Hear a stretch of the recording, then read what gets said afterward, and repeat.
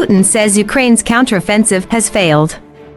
According to Agence France-Presse, Russian President Vladimir Putin met with visiting Belarusian President Lukashenko in St. Petersburg on July 23 and talked about the recent situation in Ukraine. This is also the first meeting between the two since the Wagner Group Rebellion. According to the transcript of the on-site conversation published on the Russian government website, Lukashenko cited the official statistics of Belarus. In a battle on the 22nd, more than 15 Leopard tanks and more than 20 Bradley Ukrainian infantry fighting vehicles were destroyed. Lukashenko said that since the start of the Russian special military operation, Ukraine has suffered heavy losses. Putin responded to this by saying that there has never been a situation in which so many foreign equipment were destroyed in one day before. The reason why there are so many this time is because the Ukrainian army uses foreign weapons and equipment. On July 24, Ukrainian President Volodymyr Zelensky condemned Russia for launching 19 missiles into Odessa overnight through social media.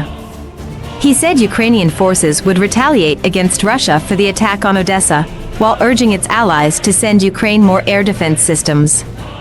On July 24, the Ukrainian army also launched a special military operation. The Russian Ministry of Defense announced on the same day that Kiev attempted to attack military installations in Crimea with 17 drones, all of which were destroyed by electronic warfare and air defense systems. Since June 4, Ukraine has launched a counteroffensive in the direction of Donetsk and Zaporizhzhia. In fact, this counterattack has been brewing since the spring. On July 23, U.S. Secretary of State Blinken said in an interview with CNN, Ukraine has regained about 50% of the territory it originally occupied.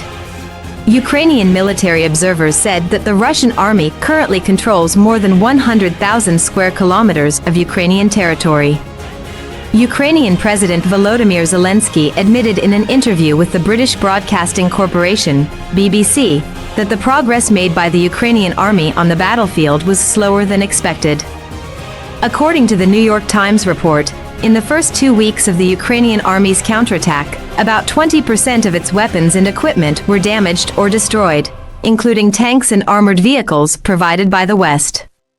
Zelensky recently admitted that the Ukrainian counteroffensive was temporarily suspended due to a shortage of equipment and ammunition. He again called on Western countries to speed up the delivery of weapons.